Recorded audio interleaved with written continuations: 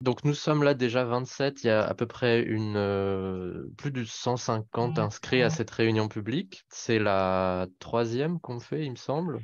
Euh, et ben, l'idée, c'est de faire un petit point avant les fêtes de fin d'année, avant le début de 2023, où il y aura encore pas mal de choses à faire pour l'association. C'est aussi une réunion qui suit la dernière assemblée générale et qui suit aussi notre université d'automne. C'est l'occasion de faire un petit bilan, rappeler un peu les actions qui ont été faites et de présenter un peu les projets que, que l'association est en train de mener et sur lesquels vous allez peut-être pouvoir participer et vous joindre aux équipes, etc. On a prévu normalement un petit mot d'introduction de Julia, notre présidente. Ton micro, tu dois te démute, Je Julia, car me voilà, c'est démute et je vous dis bonsoir à tous. Je suis très contente qu'on ait cette réunion aujourd'hui parce que déjà, c'est quand même très bien d'avoir des occasions de parler ensemble, d'échanger ensemble. On a eu ces occasions en direct pour un certain nombre d'entre nous lors des événements de l'université d'automne qui ont eu lieu beaucoup à Paris, mais quand même un peu délocalisés parce qu'on avait une équipe à Bruxelles, on a une équipe à Clermont-Ferrand. On va essayer aussi au cours de l'année qui vient de refaire des événements un peu partout en France, mais c'est toujours bien d'avoir ces événements en ligne pour pouvoir échanger entre nous tous. Le contexte de fin d'année dans le secteur des médias, c'est pas forcément le contexte le plus réjouissant. J'étais lundi dernier à une réunion publique organisée par Reporter, qui a vu un de ces journalistes qui couvrait simplement une manifestation être mis en garde à vue, aujourd'hui poursuivi comme activiste, alors qu'il faisait simplement son travail de journaliste, qu'il l'a dit, qu'il a montré sa carte de presse. Cette réunion organisée par Reporter, malheureusement, ça a été l'occasion de faire le point sur l'utilisation de manière répétée au cours des derniers mois des outils juridiques, notamment contre l'indépendance des médias, hein, que ce soit l'utilisation des procédures Bayon, que ce soit l'utilisation du secret défense contre des médias comme Disclose, que ce soit l'utilisation du secret des affaires contre un média comme Reflet qui a été attaqué par Patrick Drahi, que ce soit ce qui s'est passé la semaine dernière, même si finalement ça s'est même bien fini pour Mediapart avec une tentative de censure ex-ante de l'information. Donc en fait, tout ne se porte pas très bien. Alors on va vous présenter nos actions et puis notamment dans les différentes actions qui sont menées par l'association Impact Média. Il y a tout ce qui est poussé et porté aujourd'hui par le pôle plaidoyer et notamment des propositions pour renforcer l'indépendance des médias et des journalistes par rapport aux actionnaires privés. Mais on voit bien que le débat actuel va au-delà des seules questions d'actionnariat et on aura peut-être aussi aujourd'hui l'occasion, puisque ça a été rajouté également au travail du pôle plaidoyer de discuter de la suppression récente aussi de la redevance, qui était une manière de financer l'audiovisuel public tout en garantissant son indépendance.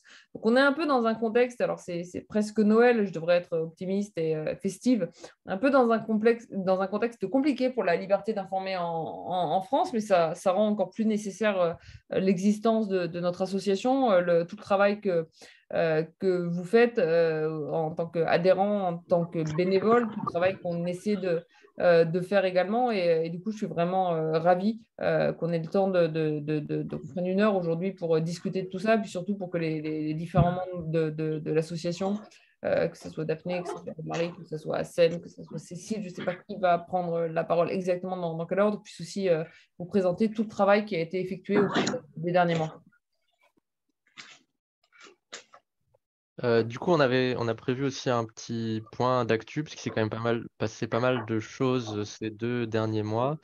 Je sais pas si Daphné, toi, tu voulais parler ou si c'était Julia qui continuait sur ce point-là, qu'elle a un peu abordé déjà avec son intro. Ouais. Je pensais qu'elle l'avait assez bien résumé, en tout Ouais, cas, les grandes lignes, l'actualité. Après, on peut peut-être y revenir à la fin, au moment des questions, comme ça, ce sera le plus interactif possible. Qu'est-ce que vous en pensez? oui, on peut faire ça. C'est vrai que les questions qu'on a eues la dernière fois peuvent se porter aussi sur Ouais. des sujets d'actu. Si vous suivez un peu Ouais. les, les posts d'un bout des médias sur Twitter ou ce qu'on publie sur le site aussi avec un rythme un peu moins soutenu, peut-être que ce qu'on fait sur Twitter. Vous avez vu que un bout des médias a signé un certain nombre de tribunes en soutien à des médias. On a pris aussi un certain nombre de positions sur les actus. Donc voilà. Alors, la suite, c'est un point sur les événements qui se sont passés au dernier trimestre. Donc là, depuis la rentrée de septembre. Et c'est normalement Daphné et Romary qui vont prendre la parole là-dessus. Je peux enchaîner rapidement. Ouais, comme l'a dit Julia, le but de l'association en premier lieu, c'est de faire vivre ce sujet de l'indépendance des médias avec vous et de discuter avec vous de ce sujet et de le faire exister. Donc pour ça, cette année, on a organisé pas mal d'événements qui ont eu lieu ces dernières semaines et dont notamment le premier temps fort qu'on a pu organiser en tant qu'association, qui était notre université d'automne d'un bout des médias. On vous a fait une belle slide bien remplie avec tous les événements qui ont eu lieu dans le cadre de cette université d'automne. Donc, l'objectif, c'était vraiment, au moment de l'Assemblée générale de l'association, créer un temps d'échange sur tous les sujets qui touchent aux médias, c'est-à-dire le cœur de l'association, qui est le sujet de l'indépendance des médias, mais aussi plein d'autres sujets qui sont connexes. Donc, par exemple, on a parlé de la présence de femmes dans les médias, du fait de bien informer sur les enjeux scientifiques. On a pu parler de la charte pour un journalisme à la hauteur de l'urgence écologique. On a eu une conférence avec notamment Denis Oliven et Daniel Schneiderman sur les médias indépendants. On a fait un ciné-débat, on a fait un atelier de simulation parlementaire sur une loi sur les médias. On a pu avoir tout ce grand spectre de temps fort sur l'indépendance des médias qui a eu lieu donc au mois d'octobre dernier où donc tu peux le mettre sur la slide d'après, Ouais. on a eu et des événements à Paris et un événement à Clermont-Ferrand. Donc notre objectif c'était d'échanger avec vous dans des temps assez horizontaux avec toute une diversité de formats. Donc l'enjeu pour nous l'année prochaine, c'est de reproduire un temps d'échange sur ce format-là, tout en essayant de sortir davantage de Paris, parce que c'est vrai que sur les 8 événements qu'on a organisés à l'Université d'automne, on en avait un qui était à Clermont-Ferrand. L'objectif, c'est vraiment que les bénévoles se saisissent partout en France de ce sujet-là et qu'on organise peut-être plus d'événements ailleurs qu'à Paris. Donc ça, c'est une de nos perspectives de travail en cours. Et puis, un point important, c'est que si ces conférences-là vous intéressent aussi, les sujets vous intéressent et que vous n'avez pas pu y assister, on a tout filmé. Donc, tout est disponible sur notre compte YouTube. Et j'en profite juste pour demander à bien couper les micros. Merci. Et donc, voilà, n'hésitez pas à aller les voir sur YouTube parce qu'on a eu des très bons retours qualitatifs sur nos intervenants et sur les sujets. Donc, n'hésitez pas à aller voir tout ça si vous l'avez raté. Voilà, ce sera une expérience à reproduire l'année prochaine en tout cas. Ça, c'était le petit point sur l'université d'automne. Mais on a aussi participé à pas mal d'autres événements ces dernières semaines dont je vais vous parler. Donc, au tout début de l'université d'automne, on a co-organisé avec des associations partenaires, dont Stop Bolloré, Informer n'est pas un délit, etc., la première édition du Grand Banquet des médias, où là, l'idée, c'était de faire dialoguer citoyens et journalistes dans une seule soirée, où on était donc 50 citoyens, 50 journalistes à parler des médias, de leur indépendance, de tous les enjeux. Et c'était une soirée assez passionnante et on espère organiser d'autres éditions. Si, encore une fois, vous l'avez raté, ce sera avec plaisir pour une prochaine édition. Et on a également participé dans un temps lié au plaidoyer à une matinée consacrée au renouveau démocratique à l'Assemblée nationale où j'ai pu présenter les propositions de plaidoyer que nous portons donc, pour l'indépendance des médias à l'Assemblée nationale, donc auprès de députés. Il y avait également des sénateurs. Donc, c'était un moment important pour l'association. Donc, ça, c'était aussi au mois d'octobre. Voilà. Et je crois que là, je vais passer la parole à Romary pour faire un focus plus européen parce que c'est une échelle aussi très importante sur nos sujets qu'on a investis cette année. Oui, bonjour à tout le monde. Effectivement, on essaye de dépasser un petit peu la France puisqu'on fait partie de l'Union européenne. Donc, est-ce que tu peux passer au slide suivant, Hassan, s'il te plaît? Oui, allô? Voilà, merci. Donc, nous sommes intervenus lors des assises européennes du journalisme qui sont organisées par une association française qui organise tous les 2 ans ou tous les ans, je ne sais plus, les assises du journalisme à Tours. et aussi qui organise aussi des assises en Tunisie. Donc, nous avons organisé une conférence sur un futur règlement, plus exactement, de l'Union européenne qui s'appelle en mauvais français le Medium Freedom Act, qui est de plus en plus résumé sous le vocable MFA. Donc, ne soyez pas surpris si vous entendez MFA, on parle bien de la même chose.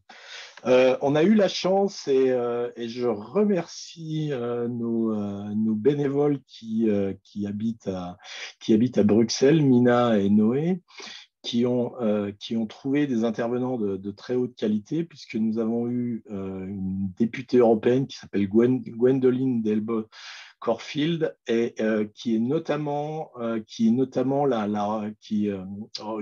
s'occupe de la commission sur l'état de droit en Hongrie et qui a pu mettre en perspective par rapport aux pays de l'Est, à la Hongrie en particulier, mais d'autres pays de l'Est.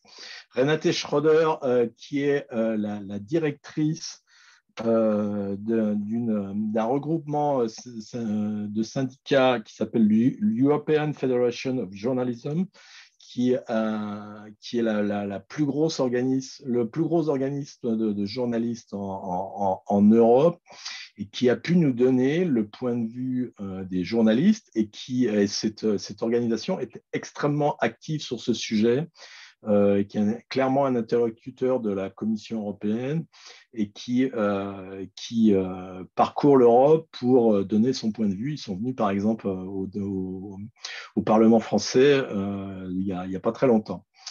Et enfin, une troisième intervenante qui s'appelle Sabina Tchakova, qui fait partie de la Commission européenne et qui a été une des rédactrices du projet, puisque pour l'instant c'est un projet, ce n'est pas encore définitif, de l'EMFA.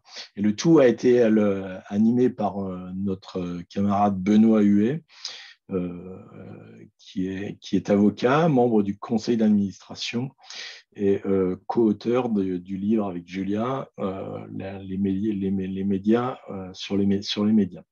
Donc, je ne corrigerai pas, Romary. Je suis oui, pas là pour faire la pub pour mes livres, mais tu ne l'as pas bien lu. Non, si, je l'ai bien lu. Je rigole. L'information est un bien public, moi je ferai la pub volontiers. Et je dois dire que ton titre, je l'ai entendu sous toutes les langues à Bruxelles. Il était d'ailleurs en vente à la librairie des Assises. Alors, pour ceux qui n'ont pas pu aller à Bruxelles, le replay est disponible sur notre chaîne YouTube et je vous invite à le regarder. Alors, slide suivant, s'il te plaît, Hassen. Alors, qu'est-ce que c'est l'EMFA? Alors, ce slide n'a absolument pas la prétention de vous donner tout ce qu'il y a dans l'EMFA. D'ailleurs, je serais bien incapable aujourd'hui, mais j'espère le faire dans un futur proche, vous donner tout ce qu'il y a. Mais il y a quelques points intéressants. Donc, la protection des journalistes, notamment par rapport aux tentatives de contrôle des pouvoirs publics, mais aussi par exemple, dans les manifestations, donc il y a un certain nombre de choses qui sont dans ce règlement. La transparence sur l'actionnariat, qui est un sujet que l'on connaît bien à bout des médias, puisque ça fait partie de nos propositions du plaidoyer.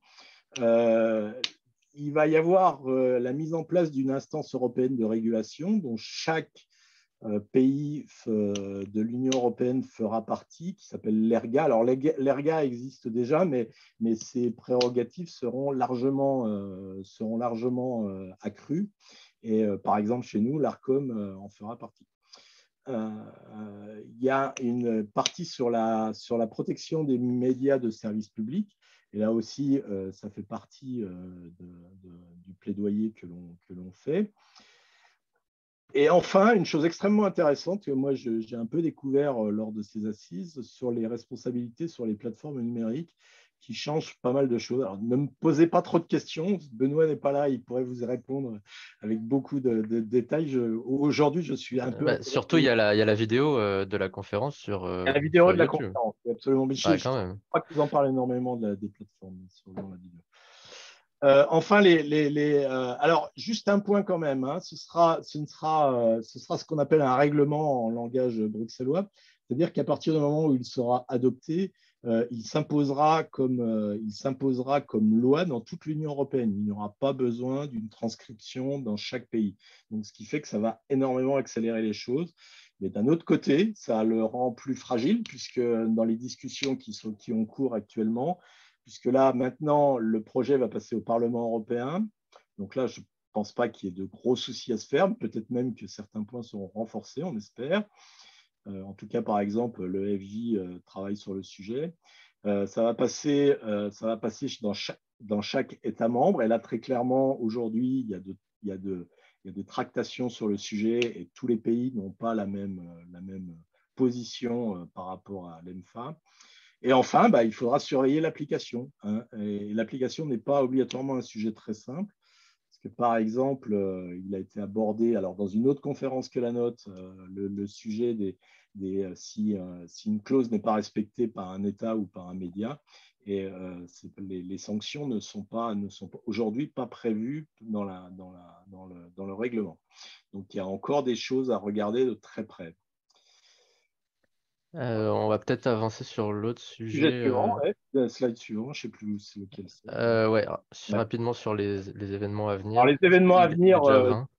Daphné en a un petit peu parlé. Donc, il y a eu un événement hier à Bourg-la-Reine dans lequel notre ami Loïc est intervenu. Et on peut remercier Loïc parce qu'il devait être deux avec une grande reportrice du Monde. Et malheureusement, cette personne a dû annuler sa venue parce qu'elle est partie en reportage d'urgence pour le Monde. Nous aurons le 9 mars une conférence à Nantes sur la concentration des médias. L'intervenant n'est pas encore aujourd'hui. Non, j'ai mis 6 mars, excusez-moi, ce n'est pas 6 mars, c'est 6 décembre. C'est une 6 décembre. Oui, c'était hier, en fait, hier soir. Voilà, absolument. Dans la semaine du 27 mars, alors ça reste à confirmer, mais il est fort probable qu'on intervienne dans les assises du journaliste de Tours et très probablement sur le sujet de l'EMFA. Et enfin, à Clermont-Ferrand, c'est là où j'habite, donc ce n'est pas tout à fait un hasard, il y aura une projection d'un film qui sera suivi par un débat et ce sera une co-organisation avec une autre structure clermontoise. Voilà. J'en profite pour préciser que ça, ce sont les événements qui sont à venir pour l'instant et qui sont calés pour l'instant, mais l'objectif, c'est aussi de faire vivre le sujet de l'indépendance des médias au quotidien et selon les sujets qui vous intéressent, vous. Et si jamais il y a des bénévoles qui ont des sujets en lien avec les médias qui vous tiennent à cœur, etc., on peut tout à fait imaginer d'autres événements, que ce soit à Paris ou ailleurs, pour allonger cette liste. Voilà. Oui, avec Petite l'expérience de la diversité des types d'événements qu'on a eu avec l'Université d'Automne, c'est vrai que maintenant on a un peu plus de bouteilles pour pouvoir organiser plus rapidement quelque chose et parfois en plus petit comité, etc. Mais voilà, donc on est preneur d'idées. Et aussi un point sur les assises, il me semble que l'année dernière, Daphné, toi, tu étais intervenue. Intervenu, absolument. Oui. J'étais intervenue aux assises à Tours sur un débat sur la concentration des médias avec un sénateur, Salomé Saké, et la présidente du SPIL. Et c'était un débat très intéressant. D'ailleurs, il est probable que la deuxième édition du banquet des médias s'organise en marge des assises. Donc là, on attend des infos aussi de comment on Absolument, synchronise ouais. avec Informer n'est pas un délit et les autres organisations. Et j'encourage tous les provinciaux à me contacter pour voir si on peut organiser des choses. En région, bien sûr. En région, oui, il apprendra. Alors, juste un point sur le timing. Julia doit partir à 19 h pile car il y a un événement de la Société des lecteurs du Monde ce soir. On va essayer de terminer la partie presse vers 35-40 pour vous laisser un peu de temps pour les questions. Idéalement, en 35, ça serait bien. Donc, on va tous parler un peu plus vite. Moi, j'ai une partie après aussi, je vais devoir faire rapidement. Accélérer. Alors, l'aide aux médias, vas-y, Romain. Alors, une des vocations, un des rôles Un bout des médias, c'est d'intervenir auprès des médias qui nous demandent de l'aide. Donc, nous sommes intervenus auprès d'un média marseillais qui s'appelle SOS Ravi. Alors, malheureusement, comme vous le voyez sur le schéma, alors ils nous ont demandé un peu, probablement très tard dans leur campagne, mais ils avaient besoin de fonds et malheureusement, ça n'a pas réussi puisqu'ils ont déposé le bilan. On va peut-être passer à Voilà, l'autre donc un média média un peu disparaître. plus Voilà, optimiste. un média peut disparaître. C'est ce que je veux dire. Donc Mars Actu, qui est aussi un média marseillais, décidément, c'est la deuxième ville de France, hein, donc cherche aussi à se renouveler et a besoin de capitaux et un certain nombre de sujets de réflexion en cours sur leur prochaine stratégie.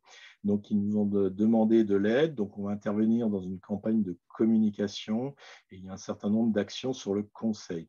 Donc, vous pouvez parfaitement, pour les gens qui habitent Marseille, regarder, voir pour des abonnements.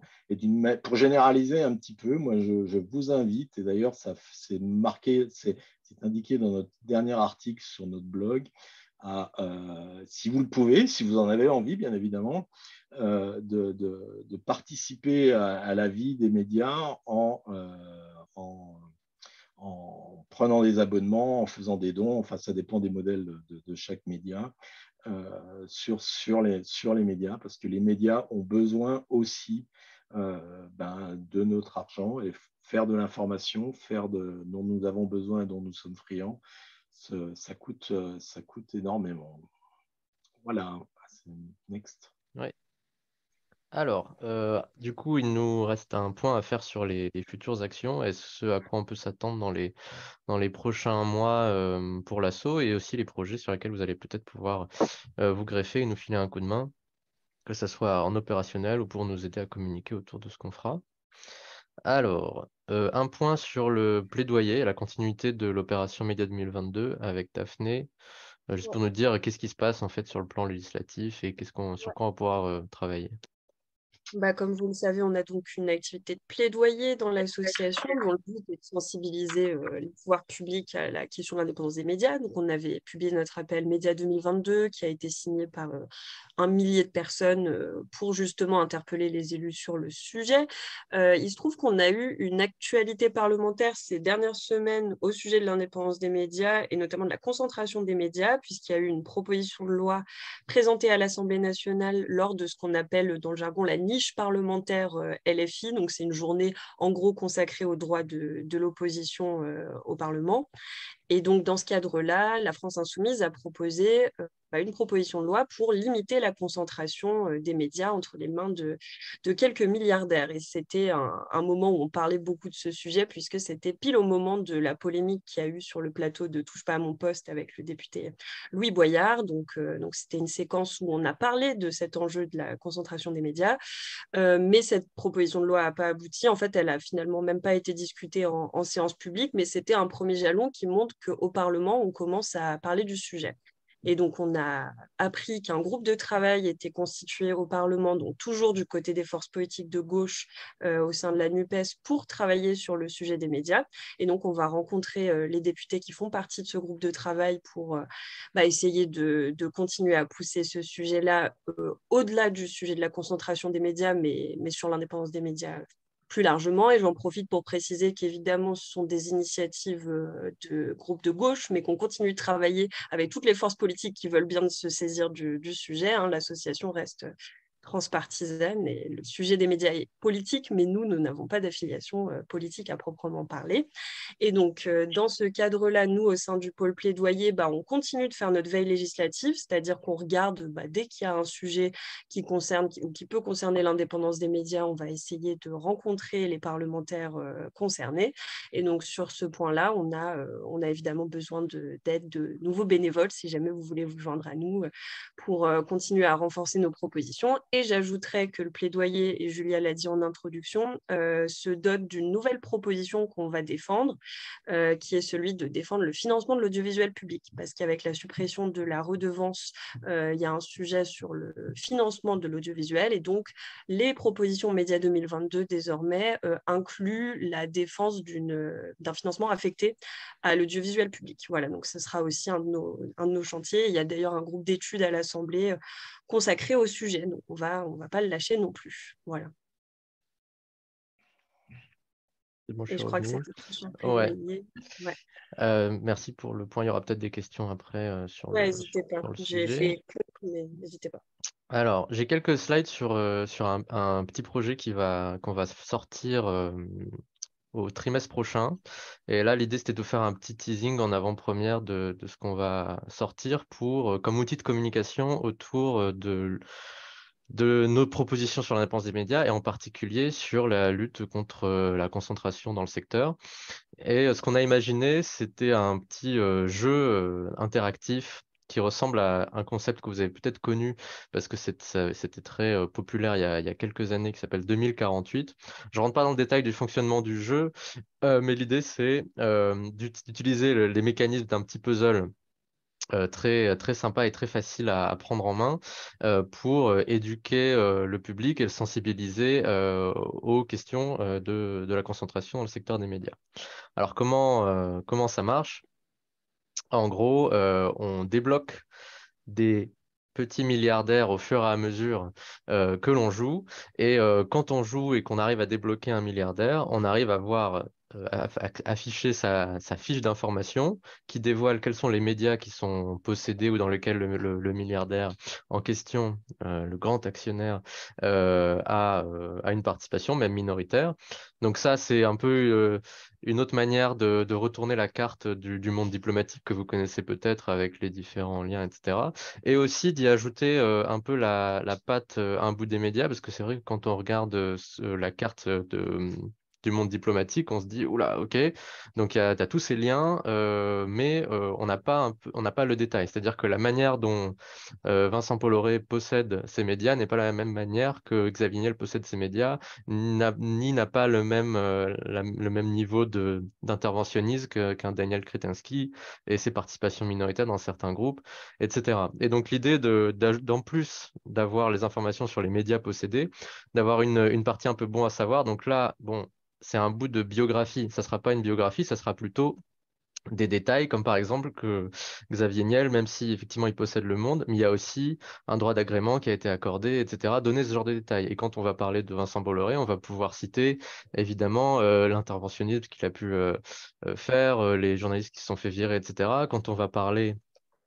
d'un autre milliardaire que vous devinez qui sera dans cette liste, Patrick Drahi par exemple, on va pouvoir parler du fait que de ses procédures bâillons, etc., de son rapport à l'indépendance des médias. Enfin, bref.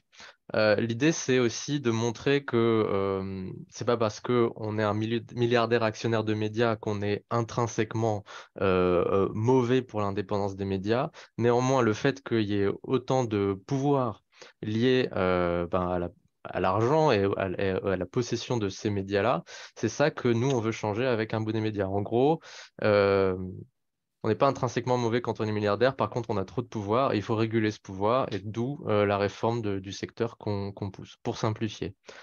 Euh, donc voilà, je l'ai déjà dit, je voulais pas faire vite. Je vous en reparlerai plusieurs fois sur plusieurs canaux, donc j'en parlerai sur Discord, il y aura des newsletters là-dessus. On va relancer peut-être des gens qui vont nous aider avant pour tester le jeu avant de le lancer au grand public.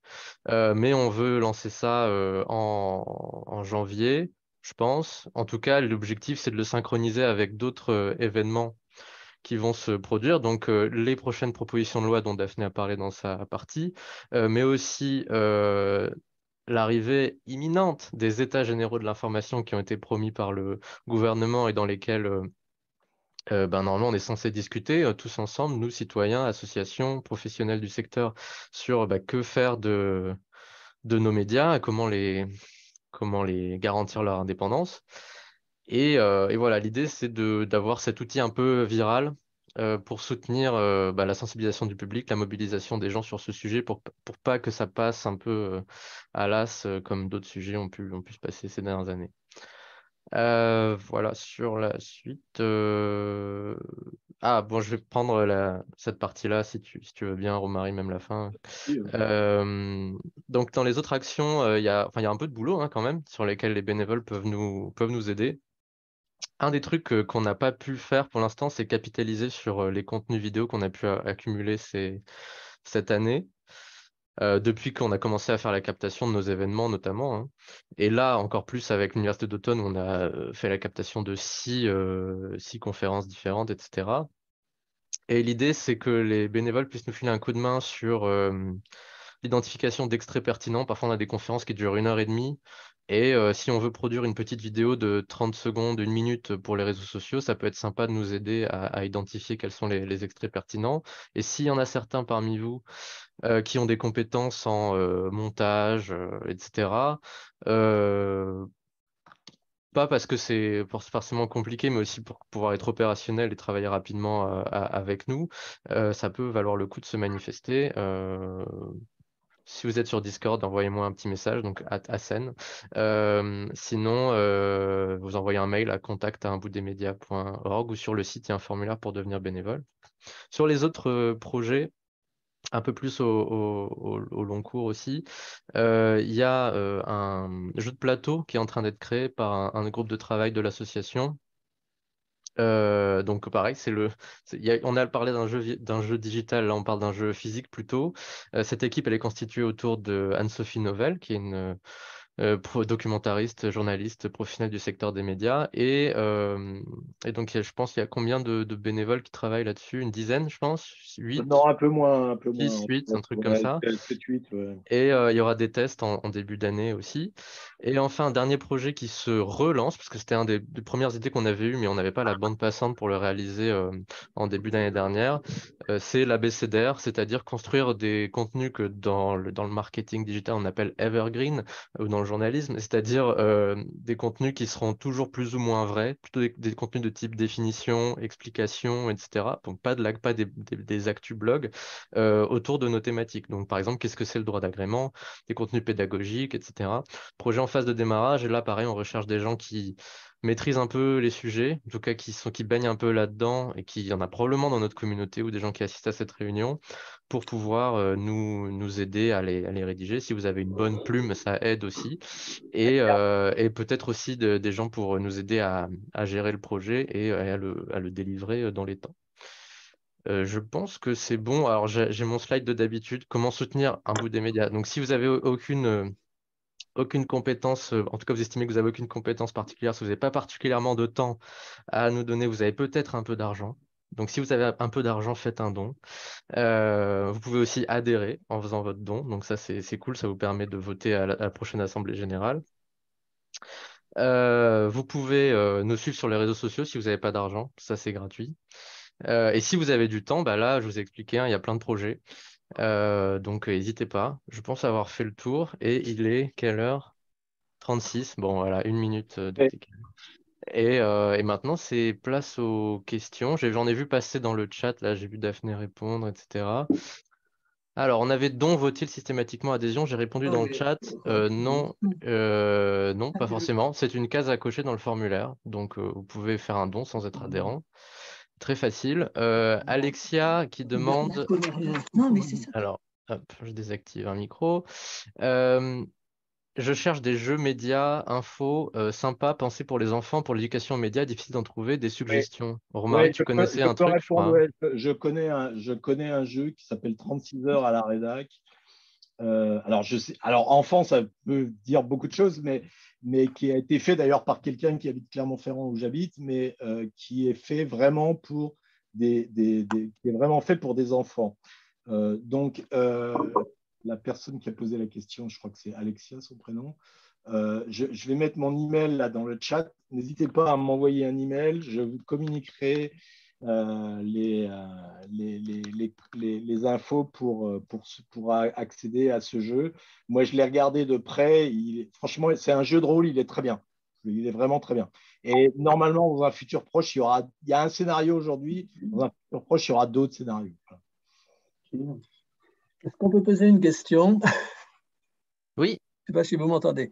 Une oui, question bonjour. un peu pratique. Bonjour.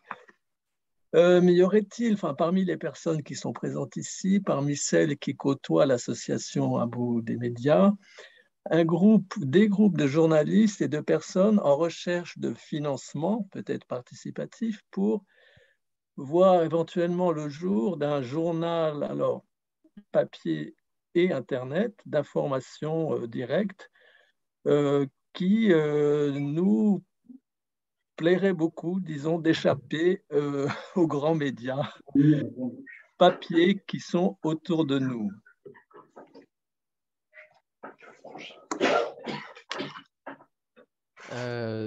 Alors, du coup, en fait, votre question, c'est est-ce qu'il y a des médias de ce type qui sont dans la liste des médias qui nous contactent pour les aider, c'est ça? Ou vous suggérez, Oui, par ou exemple, vous est-ce que vous avez connaissance de projets on sait qu'il y a des petits journaux qui existent régionaux en Ouais. papier qui tiennent un petit peu le coup. Est-ce qu'il y a des personnes qui ont en tête d'essayer de monter un journal papier et Internet de dimension nationale et d'information peut-être hebdomadaire, voire mensuelle? Julia, Puisque ça te vous êtes parle bien peut-être une placé, idée de ce genre? disons, au milieu des échanges de ce type. Je crois qu'il Non, en je est. sais pas, il y a enfin, déjà, il y a quand même un marché qui a extrêmement, enfin, qui a un nombre extrêmement important de médias aujourd'hui. Il y a eu beaucoup de nouveaux médias indépendants qui se sont créés au cours des dernières années. Il y en a qui ont une vocation généraliste. Je penserais par exemple à Mediapart en termes de médias en ligne. Il y en a qui vont cibler davantage certains sujets. Je mentionnais tout à l'heure Reporter, on pourrait mentionner Le Vert, on pourrait mentionner la Déferlante. Il y a des nouveaux médias d'investigation à but non lucratif. Je pourrais aussi mentionner Disclose. En fait, là, j'ai presque peur d'en oublier. Oui, Vous mentionniez la presse locale, il y a Médiacité. Après, est-ce Excusez-moi, mais qu'on c'est va tous des médias Internet. La question de sur le Dominique, papier?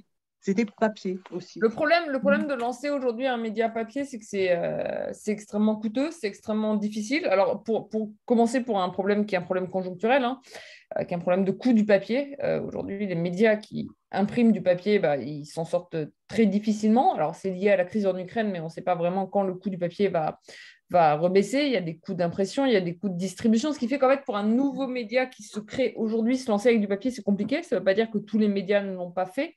Le 1, finalement, c'est un média relativement récent, un hebdomadaire qui a réussi à marcher sur le papier. C'est le cas aussi de Society.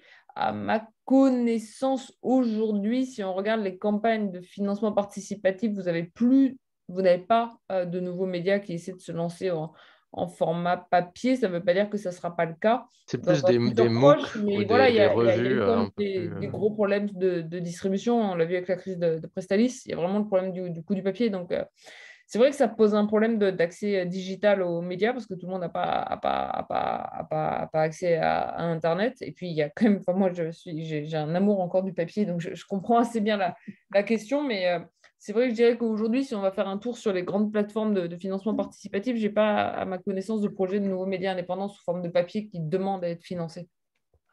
Alors, ça sera peut-être Il y a assez, on va peut-être prendre une question partie. supplémentaire. Alors, Merci. on a une question d'Olivier qui demande la proposition de financement public des médias pour compenser la fin de la redevance qui est dans maintenant dans notre corpus de propositions. Est-ce qu'elle ressemblera au bon pour l'égalité démocratique que Julia, tu proposais pour le financement des partis politiques? D'ailleurs, Julia, toi, dans ton livre L'information est un bien public, tu proposais aussi une méthode de financement des médias. Nous, alors Julia, en tant qu'économiste, en tant qu'auteur, autrice, a des propositions parfois plus précises que celles de l'association, qui, elle, prend un angle plaidoyer plus large pour pouvoir discuter avec des formations politiques qui n'ont pas forcément réfléchi à ce point sur le sujet. Et donc, sur la partie financement de l'audiovisuel public, nous, ce qu'on demande, c'est un financement qui est affecté, c'est-à-dire qui ne dépend pas de décisions budgétaires qui peuvent varier d'une année à l'autre, d'un exercice budgétaire à l'autre. Je pense voir résumé. Daphné, si tu as un truc à rajouter. Bon, elle opine de la tête, donc c'est bon. C'était très clair. D'accord. Mais On c'est a... juste peut-être, c'est quand même pour donner un tout petit peu plus de détails sur ce qu'on appelle un financement affecté Ouais, Arsène, je crois que c'est important de le préciser. Donc, ouais, ce qui était la caractéristique de la redevance, c'est vraiment que la redevance, elle était prélevée au moment de la taxe d'habitation et elle allait directement pour le financement de l'audiovisuel public. Donc, il y avait ce montant de la redevance qui était fixe, qui devait normalement être ajusté sur l'inflation. On n'avait pas une discussion chaque année au Parlement de combien on va dépenser pour le financement de l'audiovisuel public. Et ça nous paraît extrêmement important, cette affectation du financement, parce que sinon, en fait, ça met le financement de l'audiovisuel public entre les mains du politique. Et du coup, ça donne la possibilité à un gouvernement ou à une majorité de financer plus ou moins bien l'audiovisuel public d'une année sur l'autre en fonction de sa satisfaction, entre guillemets, par rapport au traitement de l'actualité. Les pays qui n'ont pas de financement affectés sont des pays où l'audiovisuel public est beaucoup moins indépendant.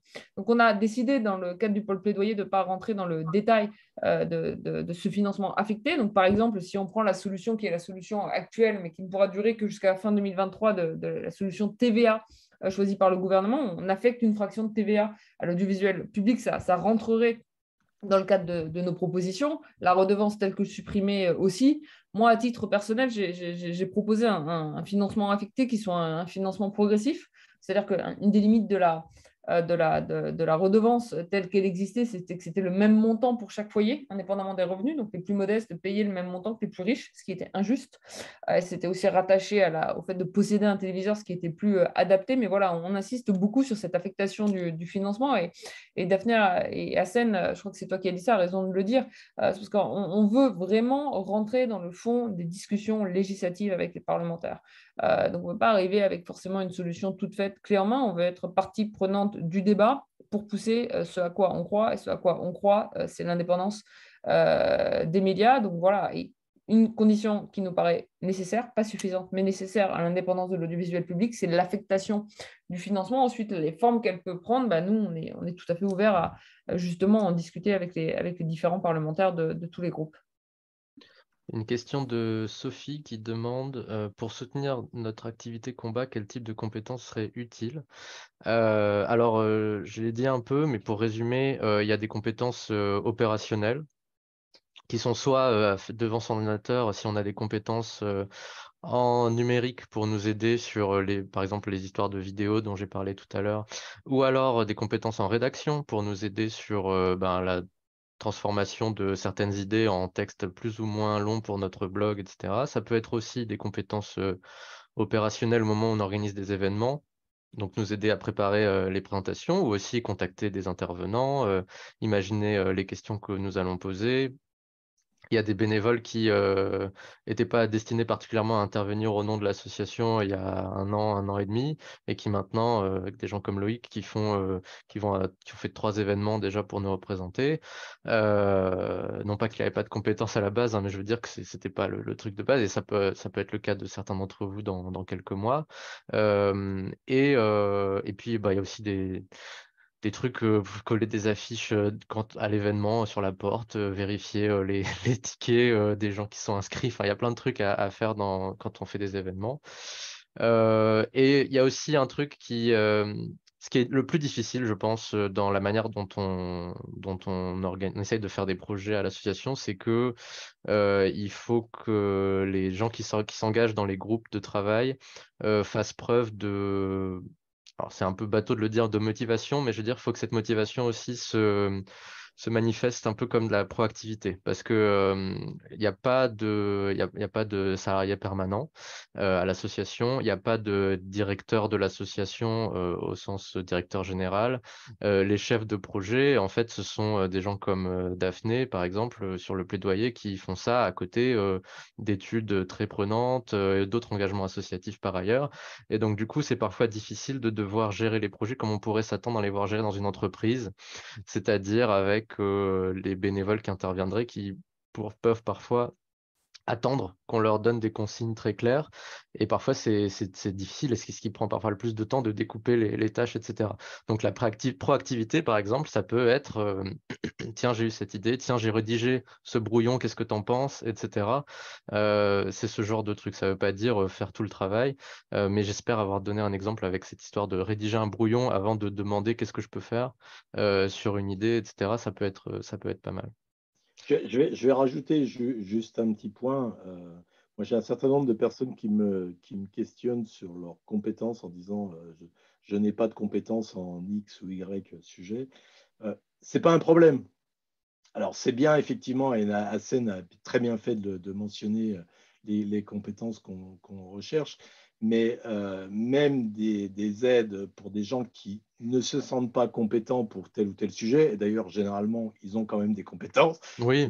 Ils ont quand même des compétences, il faut pas se sous-estimer les uns les autres, sont les bienvenus. Et en plus, des fois, des gens qui n'ont peut-être pas des compétences nous posent des questions ou nous font des remarques qui sont extrêmement intéressantes parce que c'est des gens qui nous donnent des idées parce que même si on pense qu'on n'est pas spécialiste, nous, on commence à devenir quand même un peu spécialiste et on biaise un peu nos réflexions. Donc, Par exemple, Cécile Calmont a écrit tout à l'heure une remarque qui était si vous avez des retours à faire sur les conférences de l'Université d'Automne, nous sommes preneurs. Donc là, ça ne demande aucune compétence d'aller sur YouTube, de regarder une ou plusieurs conférences et de nous faire un petit mail en retour en disant genre, ah bah j'ai trouvé cette partie intéressante, celle-là un peu moins, j'étais déçu que vous n'ayez pas posé telle question, j'aurais attendu qu'il y ait un intervenant qui puisse parler de tel ou tel sujet. Ça, c'est des retours super pertinents.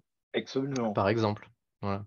Et par exemple, quand on va passer en phase de test de notre petit jeu, notre site mobile là pour qui s'appelle Rester concentré, pareil, il n'y a pas besoin de compétences pour ouvrir le lien sur son téléphone, tester, nous dire s'il y a un bug, etc. Par contre, ça prend du temps et formuler un retour correct par écrit aussi, ça prend un peu de temps, mais pas forcément de grandes compétences. Donc, il y a plein de choses à faire, même si on pense qu'on ne sait pas faire. Et au fur et à mesure des gens qui travaillent sur les projets, c'est vrai que, comme Omar disait, on découvre qu'on sait faire plus de choses qu'on ne le pensait.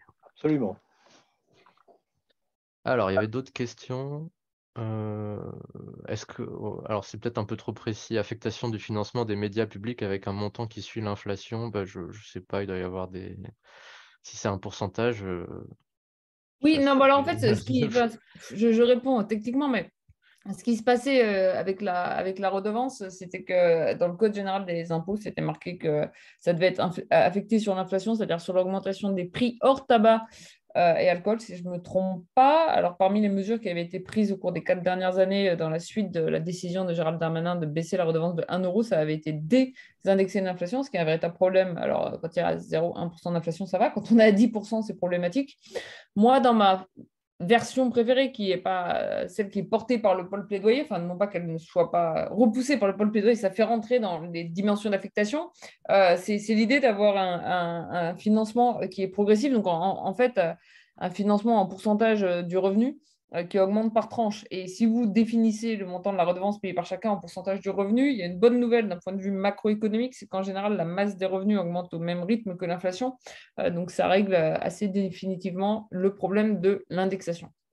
Julia, je sais que tu vas partir bientôt, donc je t'adresse une dernière question Bon. de Julien qui est alors, il y a une personne du groupe LVMH qui a été nommée présidente du conseil de surveillance du Monde. Est-ce qu'il y a-t-il un risque de mainmise de LVMH sur le Monde et un risque de ne plus voir d'enquête sur Bernard Arnault comme les Paradise Papers qui le mettaient en cause? Est-ce que tu peux nous en dire plus ce qui s'est passé récemment avec les nominations? Si tu as des infos ou un peu de décryptage. Oui, alors je vous dis ça. Bon, après, ce n'est pas l'objet premier de l'association, mais bon, c'est des informations qui sont des informations complètement publiques. Il y a eu un renouvellement parce que les mandats arrivaient à leur fin d'un certain nombre d'administrateurs du conseil de surveillance du Monde, en particulier de son président qui était Jean-Louis Beffa. Donc, il fallait un choix d'un ou d'une nouvelle présidente de ce conseil de surveillance. Et de facto, c'est une salariée de LVMH qui a été choisie, qui s'appelle, la directrice générale de Chaumet, pour être précise, parce que je suis salariée de LVMH, voilà, qui s'appelle Aditya Valbom. qui a un CV relativement impressionnant, qui de facto travaille pour Chômé, c'est-à-dire pour LVMH, ce qui peut interroger d'une certaine manière sur les liens avec Bernard Arnault, sachant les liens familiaux de Xavier Niel.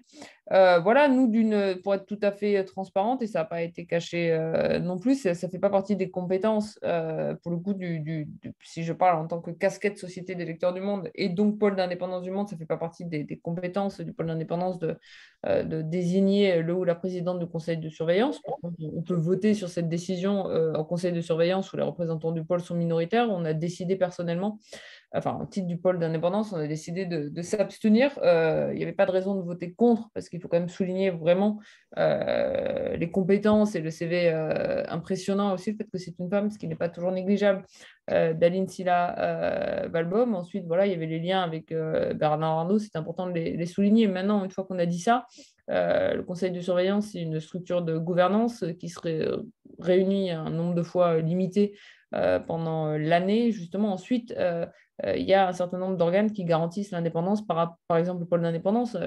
Présidente du conseil de surveillance, elle n'a pas vocation à intervenir d'une aucune manière dans la rédaction, dans les choix éditoriaux du journal.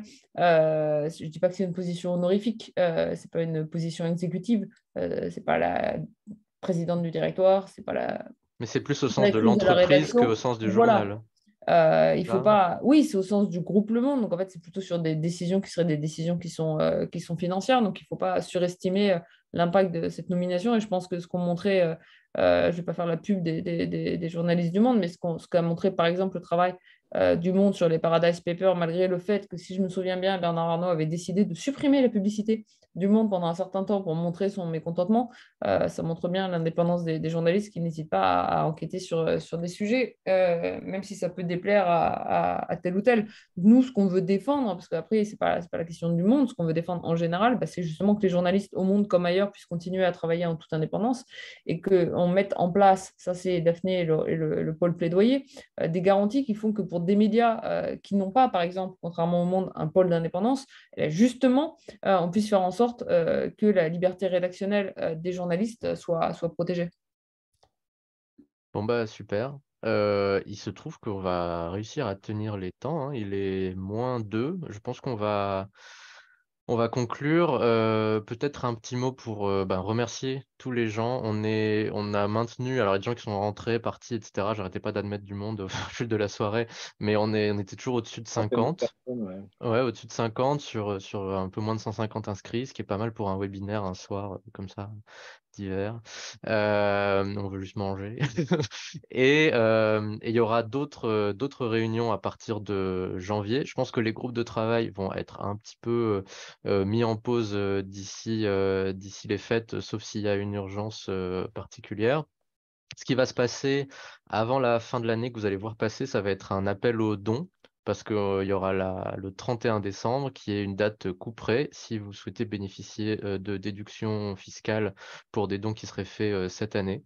Donc, vous étonnez pas si vous voyez passer 2-3 mails d'ici le 31 décembre pour vous inviter à faire un don. Et on va aussi annoncer des dates pour les groupes de travail. On va essayer de rendre plus facile l'intégration de nouveaux membres, nouveaux bénévoles, avec peut-être des réunions d'information plus restreintes sur des sujets précis, et l'invitation par la suite à des groupes de travail en fonction des compétences qui seront ou des motivations qui seront manifestées à cette occasion. Il me reste à vous souhaiter une bonne soirée. Hassane, si je peux juste Peut-être. rajouter un Vas-y, petit mot. Tu parlais de vas-y. C'est toi défiscalisation la des dons, présidente, mais vas-y, vas-y. non, mais deux choses. Un, déjà, il y a la moitié des Français qui aujourd'hui ne peuvent pas bénéficier de la défiscalisation des dons, mais ce n'est pas une raison pour pas donner.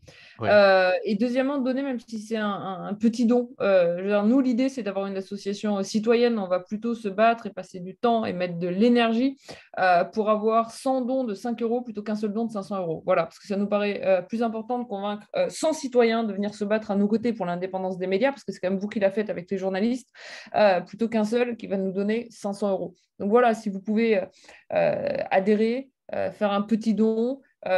Pour ceux qui ne le sont pas encore, oui, simplement de devenir adhérent ou bénévole, participer aux AG, nous envoyer des mails, c'est ça qui va faire vivre la problématique de l'indépendance des médias, parce que quand même ce dont on souffre massivement, je pense, aujourd'hui. Alors, je m'adresse à vous, c'est les mauvaises personnes, parce que vous êtes là, mais ces questions en fait, de menaces sur la liberté d'informer, elles n'intéressent pas le plus grand nombre et elles intéresseront le plus grand nombre que si il y a énormément d'adhérents qui vont porter ce message. Et donc, comme c'est Noël, les fêtes en famille, etc., si vous pouvez aller embêter en Ouais. plus de la vaccination et d'un certain nombre d'autres problématiques, vos parents, vos enfants, vos cousins, vos oncles et vos tantes avec la liberté de la presse, bah, je pense que ça fera le plus grand bien à la démocratie. Voilà. Ouais, Merci. merci Julia, on peut te libérer. J'avais une question technique là, qui a été donnée. Est-ce que le don donné pour cette visio vous revient? Oui, tout à fait. En fait, alors il rentre pas forcément dans les dons qui seront comptabilisés dans votre espace donateur de l'association, etc. parce qu'il a été fait via Eventbrite et peut-être qu'il n'ouvrira pas à une déduction fiscale. Mais s'il y a un souci avec ça, vous pouvez nous envoyer un mail, on va trouver une solution. Mais effectivement, les gens qui ont fait un petit don, et je vous remercie, voire il y en a certains qui ont fait un gros via Eventbrite, parce que j'avais rajouté l'option au moment de l'inscription. Ben merci. Et oui, effectivement, l'argent nous revient. Il y a juste une commission qui est plus élevée que quand ça passe par chez nous. Mais voilà. Euh, un livre, on y a pensé, mais c'est beaucoup de travail, Sophie, la question. Pourquoi Ouais, pas un livre, il là. y en a un, il y en a un il y en a un de prévu la transcription de certaines des conférences de l'université d'automne. Donc, Oui, s'il y a des franchement, points intéressants, ouais, ça peut être. franchement, je ne sais pas encore comment ça va se passer, mais c'est dans nos intentions. Ouais. Je pense qu'on a fait le tour. Alors Julia disait faites des petits dons. Moi je vous dis quand même faites un gros don hein, si vous si vous pouvez. Et effectivement c'est bien d'avoir plein de donateurs et d'adhérents.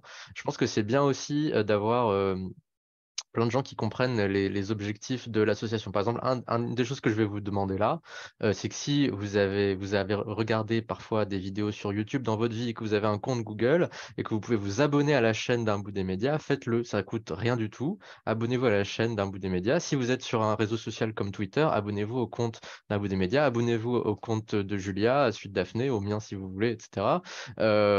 Ça nous aide. Et surtout, inscrivez-vous à la newsletter pour être tenu au courant de tout ce qui se passe. Ça coûte rien aussi et ça aide parce que à un moment donné, on va forcément vous donner une info qui va vous aider soit à parler de nos combats, soit ça va vous donner envie de donner un peu d'argent ou alors de travailler sur un projet précis. Daphné, tu avais un dernier mot peut-être? Oui, Tu disais c'était comme juste. ça.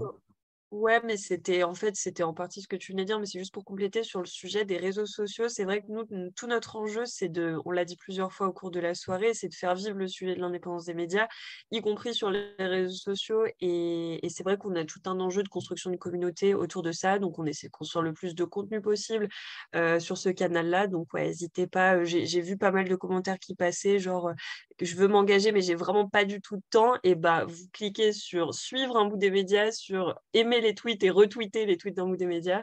Ça prend une seconde et ça, pour le coup, ça nous aide assez concrètement. Donc, en parler autour de vous, envoyer nos comptes aux personnes autour de vous, ça nous aide. Et pour un petit retour d'expérience du côté du plaidoyer, c'est vrai que quand on va parler avec des partenaires extérieurs, que ce soit des élus, etc., avoir un compte sur les réseaux sociaux qui pèse, ça a du poids dans les discussions. Aujourd'hui, il ne faut pas le négliger. Donc ça, c'est un point qui nous aidera. Voilà, c'était pour mentionner ce point-là. Merci beaucoup, merci à tous. Bonne soirée, à très bientôt, bonne fête, portez-vous bien.